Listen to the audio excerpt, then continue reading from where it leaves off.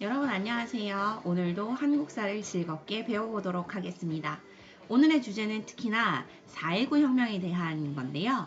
4.19 혁명은 올해로 60주년이 되는 해입니다. 그럼 4.19 혁명을 모르는 사람은 없을 텐데 자세한 내용을 알아볼 수 있는 시간을 한번 가져보도록 하겠습니다. 그거에 앞서서 잠시만요. 요거 띄워놓고 아이고 네 서툴러요 이렇게 뭘 하더라도 혹시 선생님이 올려둔 이렇게 생긴 파일 보셨는지 모르겠는데요. 혹시 모른다 이거 다운 안 받아놨다 라고 하시는 친구들은 지금 들어가서 한번 다운을 받아 주시고요. 프린트를 하실 때는 앞 뒷면으로 길게 해서 넘기는 그렇게 양면 인쇄할 수 있는 방법이 있으면 제일 좋을 것 같고요. 아니면 뭐 단면 인쇄해서 2장 해도 상관은 없을 것 같아요. 혹시나 우리 집은 프린트가 안 된다라고 하는 친구들은 그냥 공채 꺼내가지고 관련해서 쓸 수 있을 정도의 그 백지가 있는 A4 같은 정도의 크기, 네, 그거 꺼내놓고 학습을 같이 요거 띄워놓고 같이 봐주시면 좋을 것 같아요.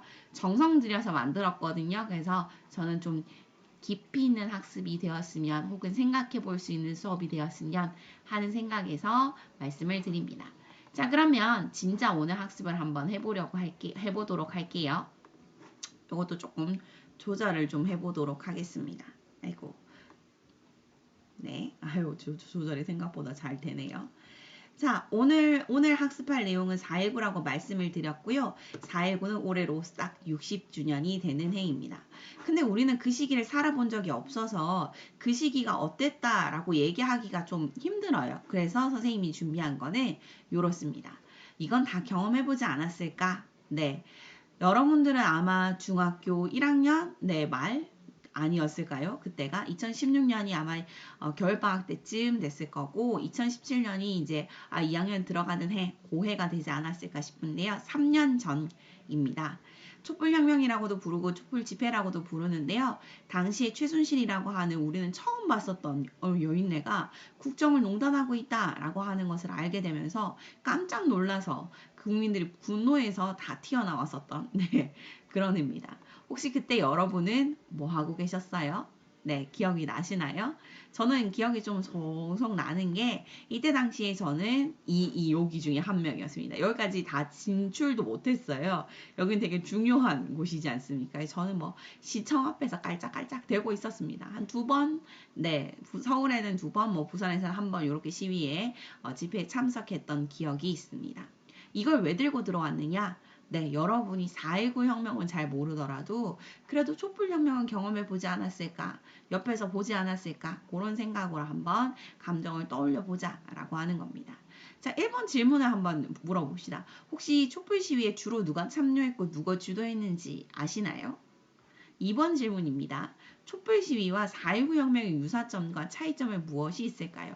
그거 생각을 한번 해보시면서 이제 나가볼 건데요. 영상을 하나 지금 보고 오도록 하겠습니다. 영상 좀 보고 올게요.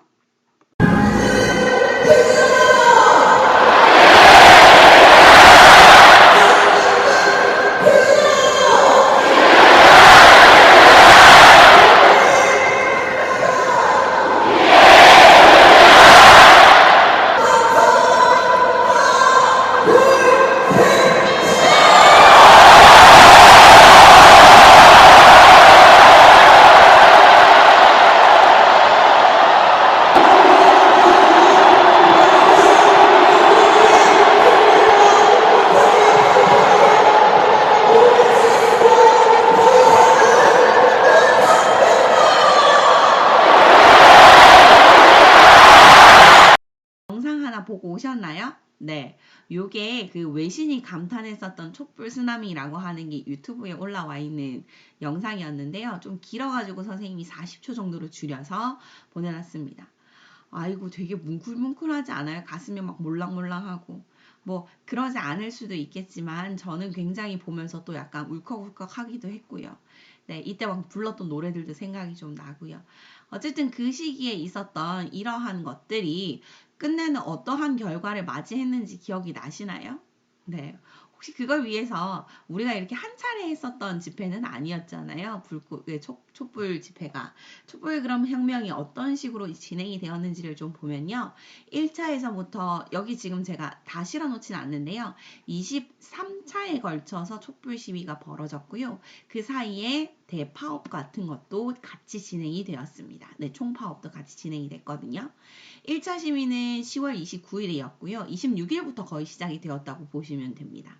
그렇게 해가지고 이제 박근혜 대통령이 파면되는 3월 10일, 3월 11일 이후에 4월 달에도 계속 여러 차례 촛불 집회가 있었거든요. 그래서 거의 10월, 11월, 12월, 1월, 2월, 3월, 4월 거의 장장 7개월에 걸쳐가지고 6에서 7개월 정도 걸쳐가지고 박근혜 대통령을 탄핵하는 그것을 우리는 촛불혁명이라고 부릅니다. 굉장히 많은 인원이 누적 인원 엄청나죠. 네, 그렇습니다. 가장 많이 참석했었던 요때가 200만이 넘었어요. 네, 200만이 넘었어요. 그 다음번에 이제 그 대통령 탄핵 소추안이 국회에 가결돼야 된다 그래서 무게를 실어줘야 된다 그래서 많이 모였던 기억이 나요. 예, 저도 갔었던 것 같아요. 예, 여기 갔었던 것 같아요. 그러고 이제 보시면 200만이 제일 많았고 190만, 100만 넘은 것도 여러 차례. 그렇죠? 요렇게 해가지고 누적 인원은 약 1600만 명? 네, 어마어마하죠. 여러 차례 참여하신 분들이 있었기 때문에 한 명을 여러 번 셌다라고 할 수 있겠지만 어쨌든 정말 많은 인원들이 이렇게 박근혜 대통령 퇴진 운동을 앞장섰다라고 하는 겁니다. 거기 역사의 주인공 중에 이 세 여자분이 등장을 하는데, 네. 좀 있으면 이제 영화로 만들어지지 않을까, 한 20년 안에. 굉장히, 그렇게 될 것 같은, 네. 여기가 최순실이고요. 여기가 이제 박근혜 대통령, 여기가 지금 그 당시에 헌법재판소의 권한대행이었던 이정미 권한대행이시겠습니다. 그때 혹시 요거 지켜보셨나요? 영상 이것도 하나만 보고 올게요. 지금부터 2016 헌마 1 대통령 탄핵 이상정 탄핵 소추안을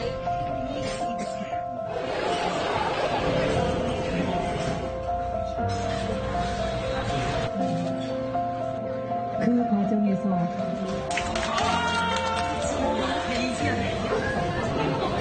대통령 박근혜를 파면한다.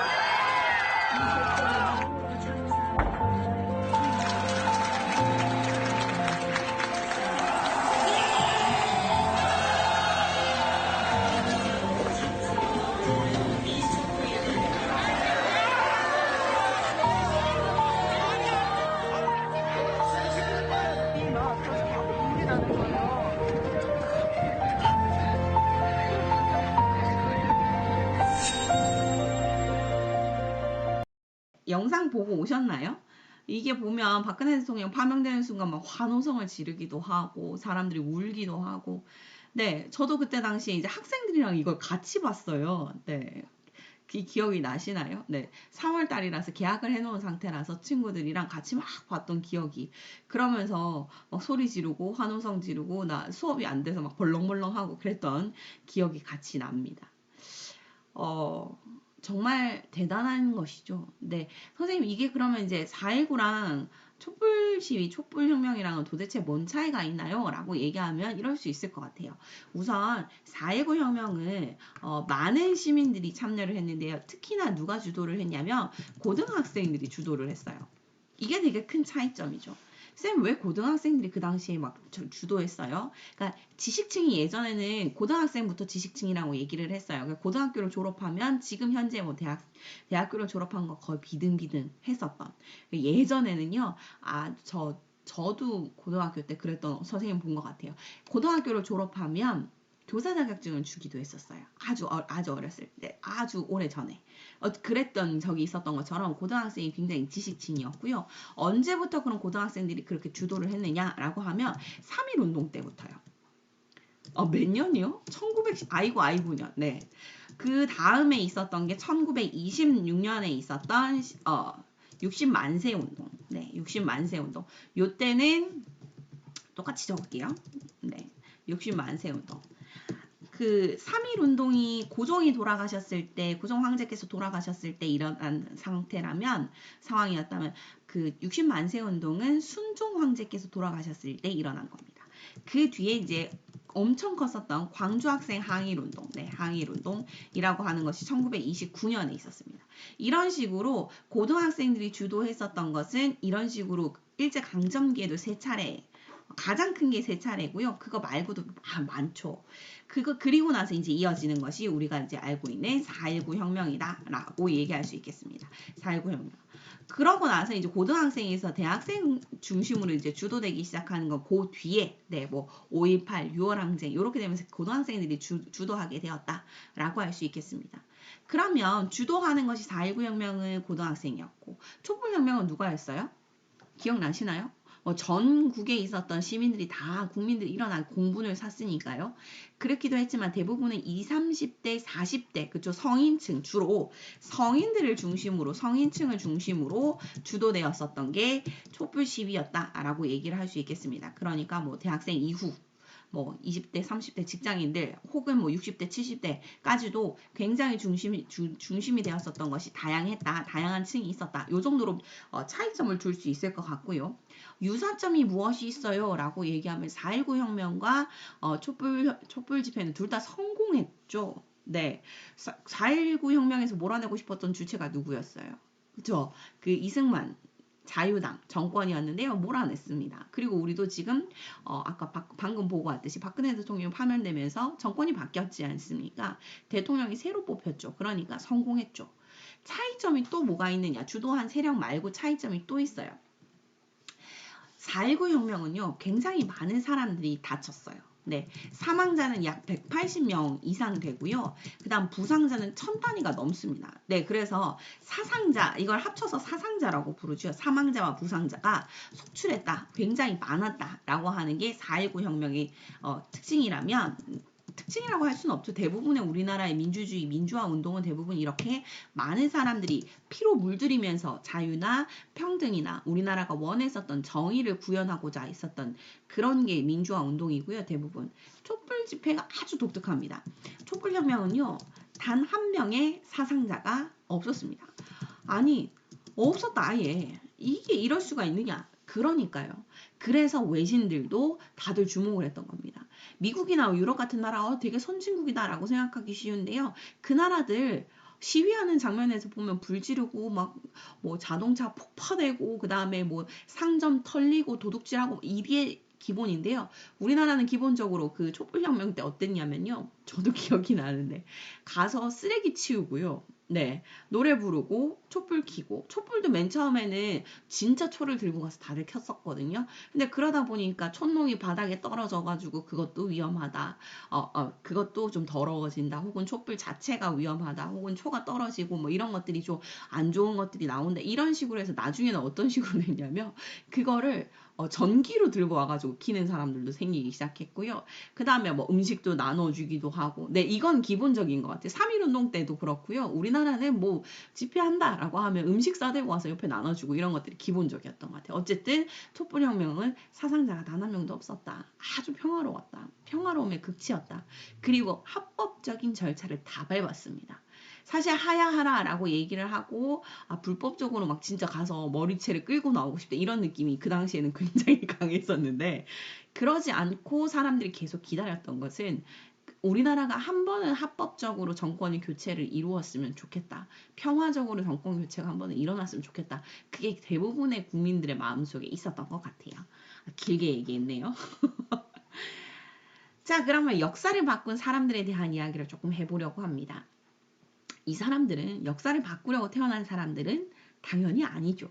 그리고 이 사람들이 내가 유명해질 테야 죽어서 난 영웅이 될 테야 도 당연히 아닙니다. 그런데도 불구하고 우리는 이 사람들을 기억해요. 역사를 바꾼 이 사람들. 한 명 한 명 이름을 불러보자면 김주열이라고 하는 학생은 당시 고등학교 1학년 입학 전이었어요. 그래서 입학 전인 고등학교에 합격해 놓은 네, 김주열 학생 15살, 만 15살이고요. 그 다음 박종철도 그 서울대학교를 다니고 있었던 대학생 22살. 그 다음 이한열도 연세대학교를 다니고 있었던 당시 20살. 요렇게 세 사람이 우리나라 민주화에서 가장 중심 축이 되었었던 인물이라고 할 수 있겠는데요.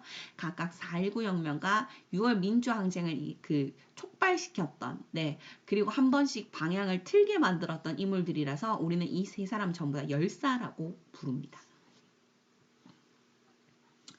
관련해서 제가 요거 어디에 똑같이 올려놨냐면요. 학습지에도 똑같이 있거든요. 3번에 들어갈 거 한번 적어보시면 되겠네요. 저는 읽을게요. 낚시꾼은 굉장히 큰 놈이 물린 거라고 생각하고 기분 좋게 낚싯줄을 당기기 시작했으나 얼마 후 물 위에 나타난 것을 보고 그만 벼락이라도 맞은 듯이 몸이 굳어져 버렸다. 더러운 마산항의 수면으로 떠오른 것은 16살 난 김주열이라는 소년의 시체였던 것이다. 마산 시민들은 눈앞에 끌어올려진 시신을 보고 온몸에 소름이 끼쳤다.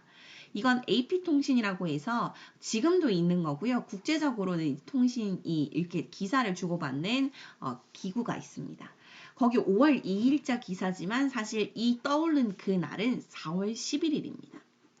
제가 좀 적어본 게 있어서 같이 좀 볼게요. 1960년 4월 11일 오전 실종 28일 만에 마산 중앙부두에서 김주열 학생의 시신이 떠올랐다. 눈에서 뒷머리까지 길이 20cm 미국산 최루탄이 박힌 참혹한 모습으로. 그가 실종된 것은 3월 15일이었다. 그날 무슨 일이 있었기에 집으로 돌아오지 못한 것일까? 그리고 그의 죽음은 한낱 고등학생 죽음 이상의 의미를 왜 가진다고 다들 하는 것이지? 요게 여러분에게 던지는 질문입니다. 집에 돌아오지 못했어요. 3월 15일. 도대체 3월 15일 날 무슨 일이 있었길래 돌아오지 못했던 것일까요? 지금부터 4.19 혁명에 대해서 한번 알아보도록 하겠습니다. 4.19 혁명의 가장 대표적인 요 그림, 요 사진인데요. 아까도 얘기했다시피 4.19 혁명은 고등학생들이 주도했었던 요 혁명이었기 때문에 지금 교복을 다들 입고 있습니다. 네, 뭐 민주주의 사수하라 이렇게 적혀 있죠. 그 다음에 요게 이제 4.19 혁명에서 이승만 대통령이 셀프로 자기의 동상을 세워놨었던 그게 이제 끌려 내려오는 장면으로 4.19 혁명이 성공했음을 알 수 있습니다. 사람들 보시면 여기 지금 다 이렇게 쳐다보고 있죠. 마치 그 장면이 아닌가 싶은데요. 아까 최순실 국정농단 보면 사람들 막 환호성을 지르잖아. 탄핵이 드디어 되었어. 그랬을 때 감정과 비슷하지 않았을까? 혹은 더 분노한 것처럼 보이죠. 사람들이 환호하거나 하지 않습니다. 지켜보고 있습니다. 우리나라 사람들은요. 화를 쉽게 내지 않습니다. 선생님 화 잘 내잖아요. 우리나라 사람들이 생각보다 잘 참아요. 특히나 정치권들이 하는 행태를 잘 지켜보고 있다가요. 그리고 한번 그게 넘어서기 시작하면 임계치를 넘기 시작하면 참지 않는 모습을 보입니다. 네, 기본적으로 언제서부터 보일 수 있냐면요. 동학농민운동? 네, 그때도 볼 수 있죠. 네, 그런 것들 봐두시면 기억해 주셨으면 좋겠습니다. 4.19 혁명에 대해서 설명하기에 앞서서 4.19 혁명이 1960년에 일어났는데 그래서 60주년이라고 말씀드렸잖아요. 4.19 혁명은 그 전 시대에 있는 것들을 좀 눈여겨서 보셔야 돼서요. 그래서 한국 전쟁부터 들고 왔습니다. 한국 전쟁이라고도 부르고 6.25 전쟁이라고도 부르는데요. 같은 말이에요. 어쨌든 그것에 대한 의미는 이래요. 왜 이걸 얘기를 해야 하느냐? 이승만의 장기 독재 정권이 일어날 수 있었던 배경은 6.25 전쟁부터 시작이라고 보셔야 될 것 같아요. 보시면 북한의 기습 남침으로 시작이 되었습니다. 네. 기습 남침이라는 것은 남쪽으로 침입했다, 침략했다라고 하는 거고요. 우리나라는 정말 몰랐습니다. 6월 25일 새벽에. 어쨌든 그렇게 해서 비극적으로 전쟁이 시작되었어요. 그러니까 서울은 당시 수도였던 서울은 이제 역할을 하지 못하고요. 임시 수도가 생깁니다. 그게 어디일까? 그렇죠. 부산이 되는 겁니다. 자, 부산에서 임시 수도가 생겼을 때, 부산에 임시 수도가 생겼을 때 장면입니다. 임시 수도. 부산. 그럼 당신 뭐 하고 있었다? 그렇지. 한국 전쟁 중이다. 전쟁 중이에요. 전쟁 중인데 이승만은 한 번 더 하고 싶은 거예요. 아니지. 사실 이승만 대통령의 목표는 무엇이었느냐? 장기, 아니 죽을 때까지 종신 대통령이 되기를 원했습니다. 네.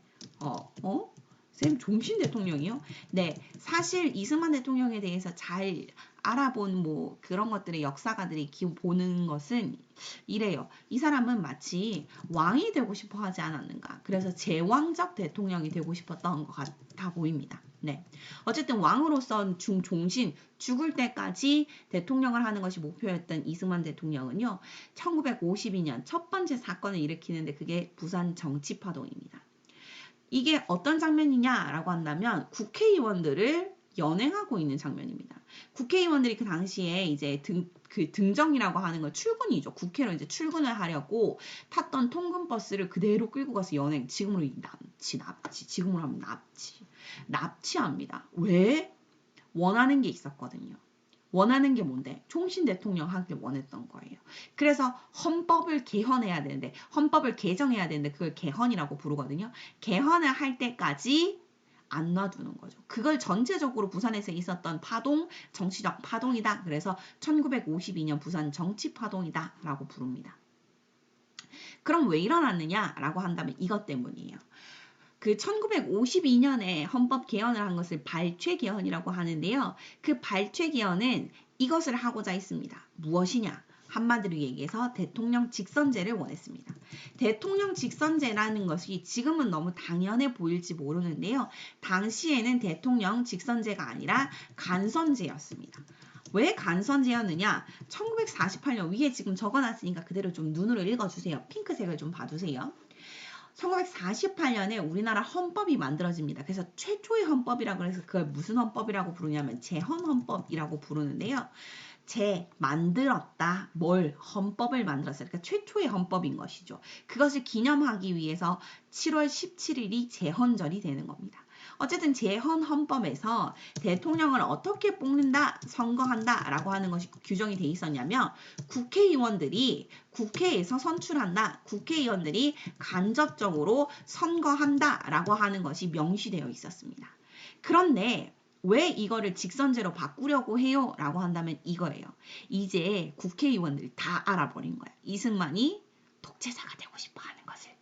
그리고 이승만이 인간적으로 그냥 좋은 사람이 아니라는 것을 다 알아버린 거예요. 그래서 국회의원들은 더 이상 대통령으로 당연히 이승만을 뽑지 않으려고 했었어요. 네. 그러니까 어떻게 해? 대통령 계속 하고 싶으니까 개헌을 해야 되겠다. 어떠한 이름으로 명분이 있어야 되니까 정당화를 시켜야 되니까 간접 선거가 아니라 대통령을 직선제로 바꾸고 싶다라고 하는 것이 가장 큰 목표였어요. 그럼 선 국민들은 바보예요? 이거 왜 국민들은 몰라요? 라고 하는데 당시에는 전쟁 중이고요. 그 다음에 사람들이 사실 그 당시 SNS가 있길 해요. 인터넷이 있길 해요. 심지어 전화도 없고 전기도 안 들어오는 그 상황에서 알 수가 없으니까 환상적으로 가지고 있었던 이승만의 이미지가 있었어요. 미국에서 공부하고 오신 박사님이려. 아이고 이 박사님 대단하신 분이네. 독립운동도 하셨대야. 이런 식으로 사람들이 가지고 있었던 환상 때문에 그 대통령 직선제를 하면은 자신이 선출될 확률이 훨씬 더 높은 겁니다. 그래서 뭐 했다? 이것을 밀어붙였다. 그게 발췌 개헌입니다. 읽어볼게요. 대통령 직선제와 상하 양원제 등을 포함한 헌법 개정입니다. 말 그대로 발췌했다라고 하는 것은 지금으로 얘기하면 뭐다? 짜집기. 네, 짜집기가 원래 맞춤법이 아니래요. 네, 옳은 말이 아니라 짜깁기가 맞는 말이래요. 좀 약간 인띠용 이런 느낌이죠. 어쨌든 짜집기입니다. 해보셨죠? 짜집기. 네, 그러니까 무엇과 어떤 것을 대충 이렇게 짜 맞춰가지고 맞추는 거 있잖아요. 짜집기 하는 거. 네, 그렇게 했다. 정부 측과 국회 측의 요구를 절충했다라고 해서 발췌개헌. 요것 조금, 저것 조금 해가지고 발췌했다라고 해서 개헌, 발췌개헌이라고 부르는데요. 사실 절충한 것도 아니고 발췌한 것도 아니고 짜집기 한 것도 아니고 원하는 것은 무엇이었느냐. 장기 집권을 하는 거예요. 그래서 대통령 직선제를 요구를 했는데요. 그럴 때까지 국회의원들을 잡아놓고 안 움직였다는 거예요. 그게 정치파동이었다니까요. 정치파동. 여기 보면 지금 정치 깡패들이나 아니면 경찰들을 동원해가지고 국회를 둘러싸게 하고 있거나 납치하는 방식으로. 그래서 부산 정치파동을 일으켰던 겁니다. 끝내는 개헌을 하는데 국회의원들한테 개헌의 방식이 어떻게 했느냐. 일어서서 기립 표명을 하는 겁니다. 생각해봐. 지금 반장선거를 요따구로 해도 지금 막 난리가 날 것 같지 않아요? 어느 학교에서 뭐 피모 공고에서 반장 선거를 하는데 기리 표결을 했다더라. 기사 한번 나와야 난리 날 것 같잖아요. 근데 이게 국회에서 일어난 일이야. 말이 돼? 그지? 그렇게 생각하신다면 당시의 표결 방식이 어마어마했음을 알 수 있습니다. 자, 보세요. 이 사람. 아이고야. 이미 막 넋을 났습니다. 아, 니네 마음대로 해라. 이렇게 하는 거죠. 그런데 이 발췌기원이라고 하는 것을 할 때 사람들이 국회의원들이 그래도 참았던 이유는 무엇이냐? 이것 때문이야. 두 번째. 아까 말씀드렸던 거. 뭐야? 1948년 재헌헌법에 간선제가 있었죠. 그 간선제는 고쳤잖아. 직선대로. 지금 그쪽 발췌기원으로. 근데 하나의 더 그 대통령 선거를 뭘로 한다고 돼 있었어. 그러니까 2년 임기, 그러니까 임기 4년에 1차 중임을 할 수 있다라고 하는 거야. 즉 뭐야? 2번까지 할 수 있다는 거야. 마치 어느 나라처럼 미국처럼. 우리나라 미국의 영향을 많이 받았잖아요. 그 당시에. 미국처럼. 그러니까 8년 하면 쫑이야. 그러니까 그래. 요렇게까지 해서 개헌 한번 하셨으니까 그래 8년 하고 끝내자. 에이 설마 끝내겠지. 이렇게 생각을 했던 거죠. 그런데 이제 이승만에겐 욕심이 생겼죠. 뭐를 고쳐야 돼? 요걸 고쳐야 되겠구나 라고 생각이 드는 겁니다. 그것이 4.4.5입 개헌으로 이어집니다. 4.4.5입이라고 하는 말은요. 일제강점기에 옛날에 쓰던 말입니다. 무슨 말이냐? 반올림이란 뜻이죠. 4 밑으로는 죽이고 5 위로는 세운다 라고 하는 겁니다. 당시 상황을 좀 볼게요. 쭉 읽어보면서 제가 비교 설명을 해드리겠습니다. 대통령 이승만에 한해서 삼선 제한의 철폐를 핵심으로 하는 2차 헌법 개정을 우리가 4.4.5입 개헌이라고 부른다. 그러니까 여기서 뭐야? 아까 말했다시피 제일 중요한 거. 요런 거. 중임.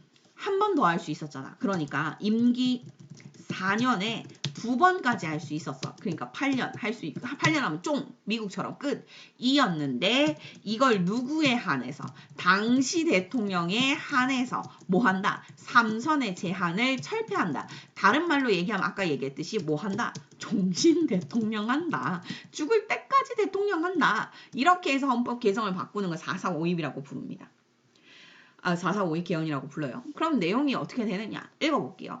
헌법 개정에 필요한 의결 정족수가 제적 인원의 203명의 3분의 2, 136표였어요. 그런데 나눠보시면 아실 거예요. 203 곱하기 203 계산이 안 돼. 3분의 2는 하면 135.333. 이렇게 되니까 당연히 136표가 필요해 라고 해서 정족수에 가장 이게 의결 정족수였어요. 그런데 역사는 참 아이러니하죠. 찬성표가 135표가 나온 겁니다. 그래가지고 어떻게 돼? 국회에서는 이거 헌법 개정 불가하다. 그래서 부결되었음을 선포합니다. 의장이 땅땅땅 처리를 해버린 겁니다. 아니 근데 며칠을 막 머리를 막 맞대가지고 자유당이 너무 아까우니까 모여가지고 자유당은 여당이에요. 여당 대통령당. 모여가지고 이거 너무 아쉽다. 그래가지고 어떻게 우기기 시작하냐면 135에 3333 이거는 사람으로 치면 이게 어떻게 사람일 수 있느냐. 그래가지고 요거 지우자. 136이 아니라 135표면 된다. 라고 하면서 주장을 하기 시작했고요. 그리고 야당 의원이 퇴장한 가운데 번복 가결 동의안을 상정하고 통과시킵니다. 불법적인 걸 넘어서요. 이것은 위헌입니다. 헌법을 위배하는 거예요. 그러니까 지금 보세요. 막 멱살 잡고 이 야당 의원들이 이게 뭐 한 짓이야 이러고 들어가는 거죠. 우리나라 헌법의 개헌 역사가 참으로 얼룩지기 시작한 2번의 개헌이 이렇게 지나가게 됩니다. 이제 국민들도 알기 시작했어요. 이승만이 대통령이라고 보기에는 하는 일이 너무 없고 너무 부정부패 많이 일어나고 하라고 했었던 일들은 왜 이렇게 안 하고 지들 계속 밥만 지들 주머니만 빵빵하게 채우고 있는 거야. 지들만 배부르고 있는 거야. 라고 하면서 이제 이승만 대통령에 대해서 반대하는 국민들의 목소리가 높아지기 시작했습니다. 그래서 이승만 대통령이라고 하는 대통령 후보에 이승만이라고 하는 사람 말고 다른 사람들이 등장하기 시작하는데요. 대표적인 사람 신익희 그 다음에 한 명 더 있는데 기억이 안 나요. 신익희 한 명 더 누구지? 기억이 나면 칠게요.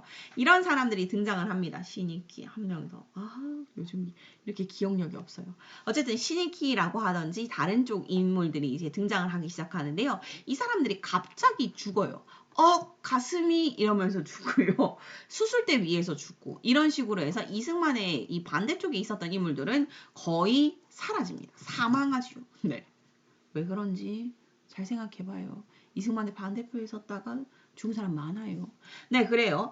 그런데 이승만의 이승만에게 반대쪽에 이승만의 반하는 대통령, 요런 사람들의 후보는 대부분 사망을 하고요. 그래서 이제 사람들이, 이승만 대통령의, 뭐라고 해야 되지? 경쟁자는 더 이상 없는가? 라고 할 때 이제 새로이 떠오른 쪽이 진보당이라고 하는 당이 있었어요. 그러니까 이 진보당이 점점 떠오르기 시작하니까 이승만이 점점 불안해지는 거죠. 어떻게 하느냐. 이 조봉암이라고 하는 사람이 진보당의 당수였는데요. 그 사람과 이 진보당에게 간첩 혐의를 뒤집어 씌웁니다. 너희 공산당에게, 너희 북한에게 뭔가 매수당했지, 너희 지시받은 거 있지, 이런 식으로 해서요 뒤집어 씌운 다음에 사형을 시켜버립니다. 가능한가? 네. 이거를 사법살인이라고 부르는데요. 당시 실제로 있었던 일입니다. 젊고 죽지도 않고 수술대 위에서 가슴이 이런 식으로 하지 않을 것 같으니까 이런 식으로 사법살인을 저질러 버리죠.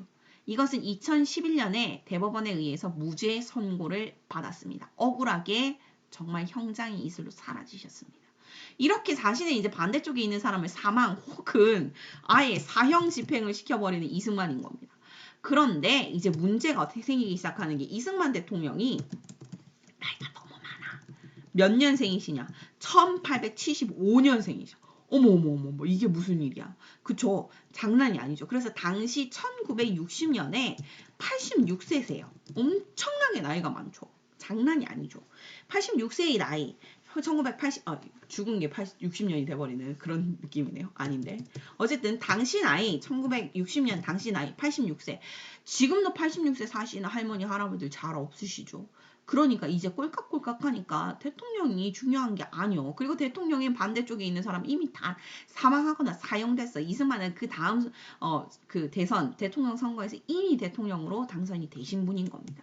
그러니까 이제 누가 중요해? 부통령이 중요한 겁니다. 이제 등장하는 이 사람인 것이죠. 이기붕이라고 하는 사람. 그래서 이 이기붕을 만들기 위해서 이 사단이 벌어지기 시작하는 겁니다. 무슨 사단이 벌어지기 시작하느냐? 4.19 혁명이 가장 직접적인 원인이 등장할 예정입니다. 거기에 앞서서 잠시 설명을 좀 해드릴게요. 1960년에는 되게 많은 일들이 있었어요. 특히나 2월 28일은 옆 동네 대구에서 일어난 민주운동이 아주 대표적인 일입니다. 대구의 민주운동 이것 때문에요. 대구에 가보시면 228 평화공원이라고 하는 기념공원도 있습니다. 이것도 역시나 주도 세력은 보시면 아시겠지요? 고등학생들입니다. 고등학생들이 왜 이렇게 등장을 하였느냐라고 한다면 이겁니다. 당시 민주당, 그러니까 야당이죠. 여당이 아니라 야당의 부통령 후보로, 그러니까 이기붕의 반대편에 누가 섰냐면요. 장면이라고 하는 박사가 들어섭니다. 네, 장면이라고 하는 사람 이름이에요. 장시성의 이름이 면이라고 하는 분인데요. 장면이라고 하는 박사가 이제 부통령의 가장 대표적인 후보가 됩니다. 이때 이 사람이 어디에 와서 선거 유세를 하기로 했냐면 대구에서 2월 28일 날 선거 유세가 있었던 겁니다. 그런데 그날이 일요일이야. 그러니까 대구 사람들은 다 뭐해? 야, 우리 놀러 가자. 우리 다 다음 차기 대통령이 될 수도 있는 장면 박사 보러 가자. 라고 하면서 너도 나도 나가려고 하니까 불안해진 정부가요. 학생이나 공무원, 노동자, 시민들이 유세장에 가지 못하러 꼼수를 쓰기 시작합니다. 특히나 고등학생들이 이 꼼수에 엄청나게 힘들어 했는데요. 그럴 수밖에 없는 거 한번 보시죠. 경북고등학교는요. 원래 3월 3일이 시험 날짜였는데 시험 날짜를 2월 28일로 땡겨서 치르겠답니다. 그것도 일요일이야. 말이 돼 이게? 말이 돼요? 그 다음 2월 28일 대구고에서는 토끼 사냥을 해야 되니까 학교를 와라. 그 다음 상고에서는 졸업생 송별을 해야 되니까 학교를 와라.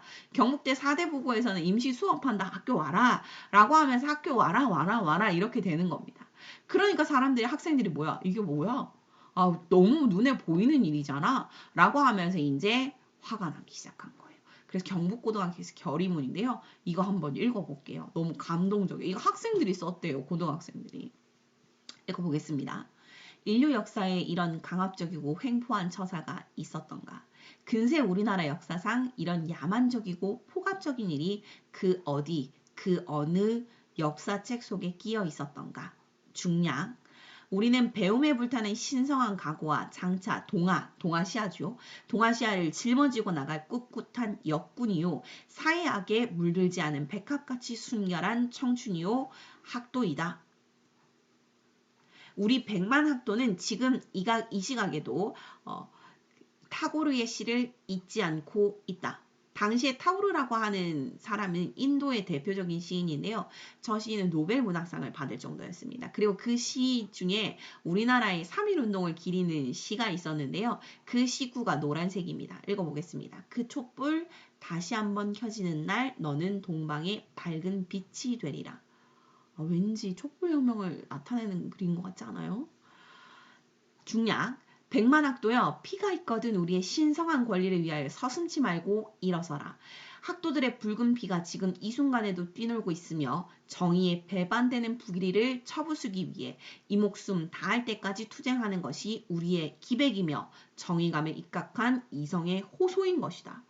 어떻게 고등학생들이 이런 글을 쓰지? 그죠? 이렇게 결의를 하고 경북고등학교, 뭐 대구상고, 대구고등학교 남학생만 나간 게 아니라 여학생들까지도 같이 막 나가서 2월 28일 그 민주운동을 벌입니다.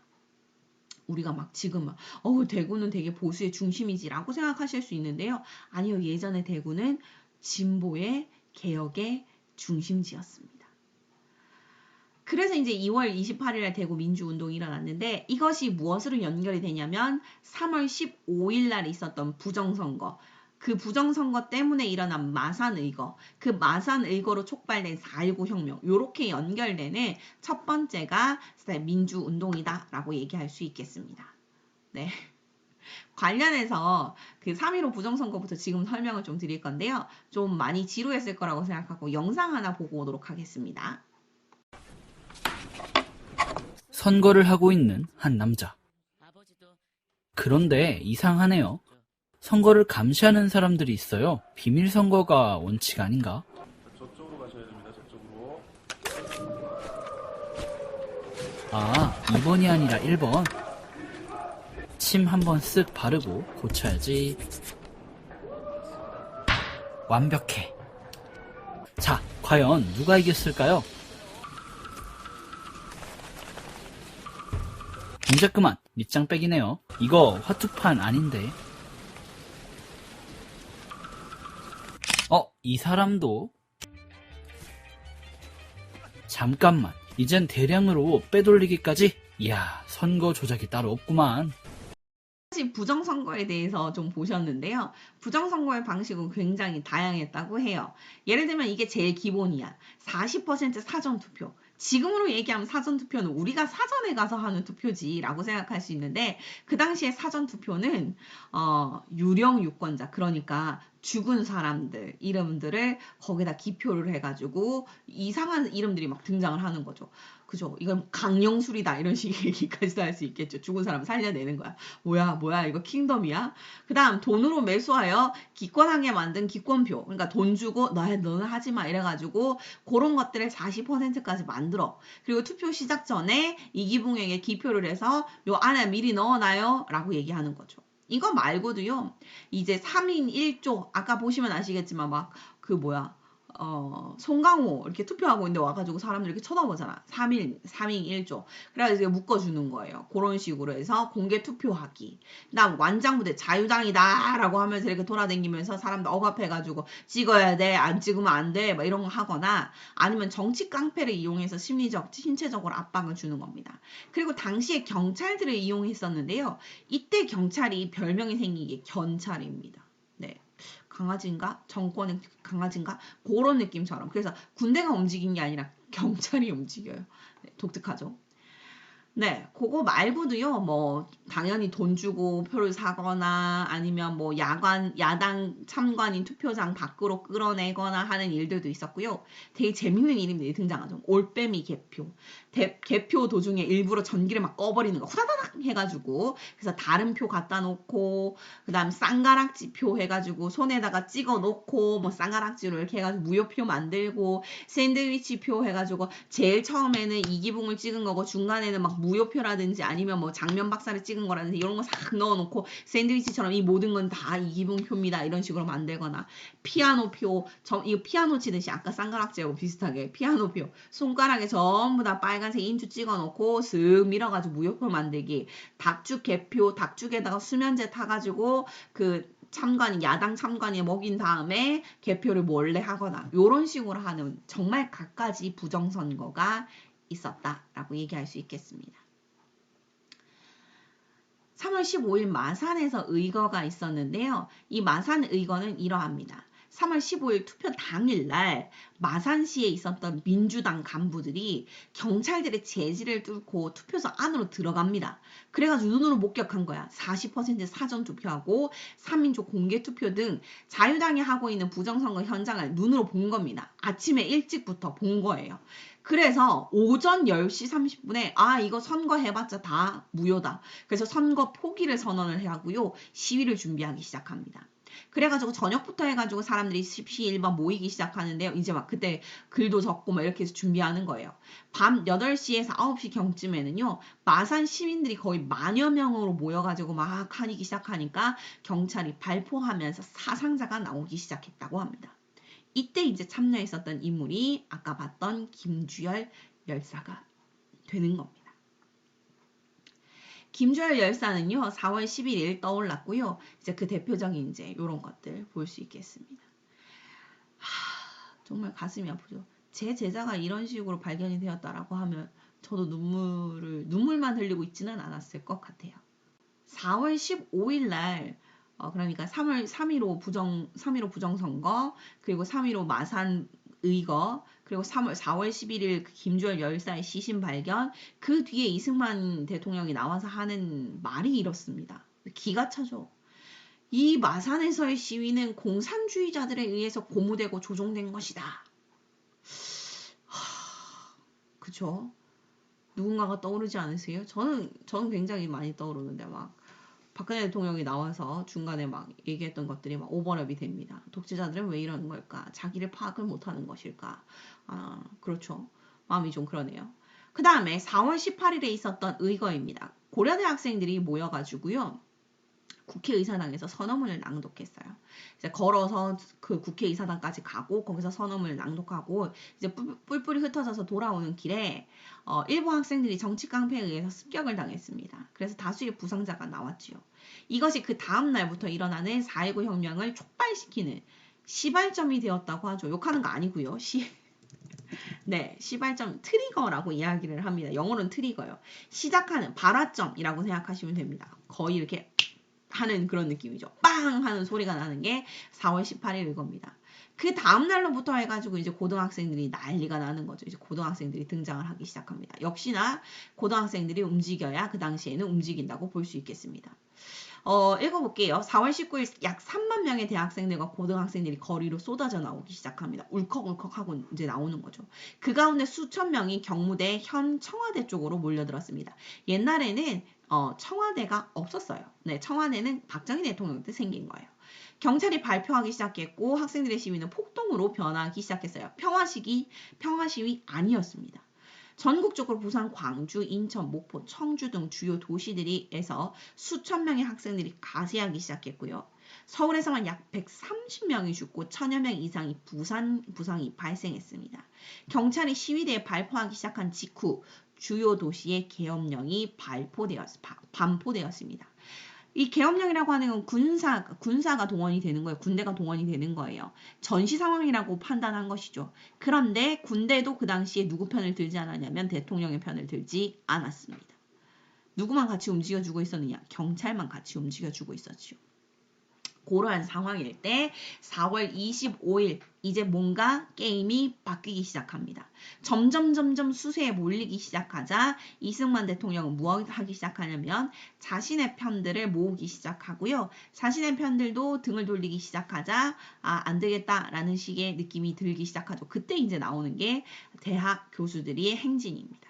300여 명의 교수들이 모여가지고 이승만의 사임을 요구하고 제자들을 지지하면서 서울시내를 행진하고 있는 장면이 되겠습니다. 그리고 그 다음날 이승만 대통령이 하야하는 겁니다. 4월 26일에 초등학생들이 시위인데요. 너무 귀엽죠. 네. 우리가 생각하기에 이 고등학교 대학생들이 중심이 돼, 고등학생 대학생이 중심이 된 시위였으니까 4.19 혁명에서는 어린애들의 희생자는 없었겠구나 라고 생각하시기 쉬운데 그렇지 않습니다. 읽어볼게요. 세종로에서 벌어진 학생 시위를 응원하다가 수성초등학교 6학년 전한승 학생이 경찰이 쏜 총에 머리를 맞고 숨졌습니다. 그래서 4월 26일 부모 형제에게 총뿌리를 대지 말라라고 하는 플랜카드를 앞세우고 초등학생들이 시위에 나선 것. 그날이 이제 마지막 날이 되는 겁니다. 이거 실어놨는데요. 한번 같이 읽어보시면 좋을 것 같아요. 제가 읽을게요. 나는 알아요. 당시 수성초등학교 4학년 학생이 어떻게 이런 글을 쓰지? 대단해요. 슬퍼요. 아침 하늘이 밝아오면은 다른 박질 소리가 들려옵니다. 저녁 노을이 사라질 때면 탕탕탕탕 총소리가 들려옵니다. 아침 하늘과 저녁 노을을 오빠와 언니들은 피로 물들였어요. 오빠 언니들은 책가방을 안고서 왜 총에 맞았나요? 도둑질을 했나요? 강도질을 했나요? 무슨 나쁜 짓을 했기에 점심도 안 먹고 저녁도 안 먹고 말없이 쓰러졌나요? 자꾸만 눈물이 납니다. 잊을 수 없는 4월 19일 그리고 25일과 26일 학교에서 파하는 길에 총알은 날아오고 피는 길을 덮는데 외로이 남은 책가방 무겁기도 하더군요. 나는 알아요. 우리는 알아요. 엄마 아빠 아무 말 안 해도 오빠 언니들이 왜 피를 흘렸는지를. 오빠와 언니들이 배우다 남은 학교에서 배우다 남은 책상에서 우리는 오빠와 언니들의 뒤를 따르렵니다. 마음이 막 뭉클뭉클 울컥울컥 하지 않습니까? 초등학생들도 함께 했구나. 4.19 혁명은 정말 전 계층이 함께 했구나 라고 하는 것을 느낄 수 있게 합니다. 그리고 이제 이승만 박사가 경무대를 떠나는 즉 하야하는 것이고요. 그 이후에 이승만 대통령은 하와이로 망명까지 하게 됩니다. 그런데 4.19 혁명은요. 1960년 우리에게 희망처럼 다가왔었던 그 4.19 혁명은 그 다음 해에 있었던 1961년 5.16 군사 정변, 군사 쿠데타에 의해서 아이고 선생님이 뭐 치다 말았네요. 밑에 딴 글이 들어가 있는데요. 저장을 안 했나 봐요. 죄송해요. 5.16 군사정변에 의해서 사실은 미완의 혁명이 되어버립니다. 미완이라고 하는 것은 완료되지 않았다라고 하는 건데요.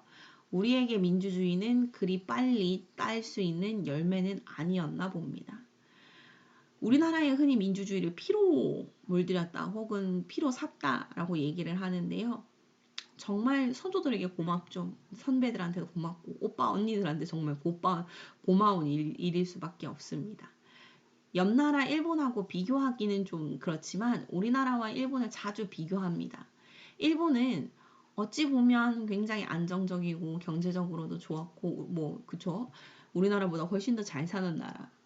그런데도 불구하고 일본은 정치에 대해서 관심이 없습니다.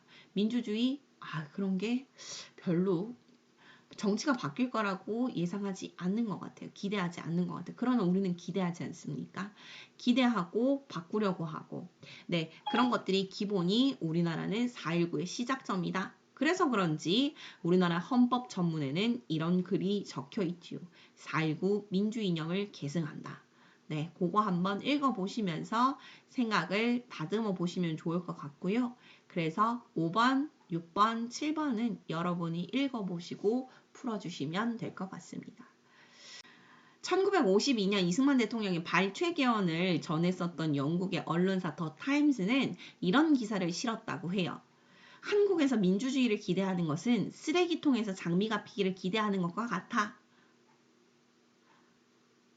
그쵸. 그 당시는 이렇게 암울했어요. 한국의 민주주의 하면 쓰레기통에서 장미 피길 기다려라. 그러니까 기대할 수 없다라고 하는 것이지요. 쓰레기통 같은 나라에서 무슨 장미여? 라고 하는 것이었는데요. 우리나라는 정말 결국 피워냈습니다. 1960년 4.19 혁명, 1980년 광주 민주화운동, 1987년 6월 민주항쟁, 그리고 촛불혁명까지 우리나라는 어렵게 지켰고요. 이렇게 빛나는 민주주의가 다시 쓰레기통에 가지 않기를 바라보면서 오늘의 수업은 여기까지 해보도록 하겠습니다. 수고하셨습니다.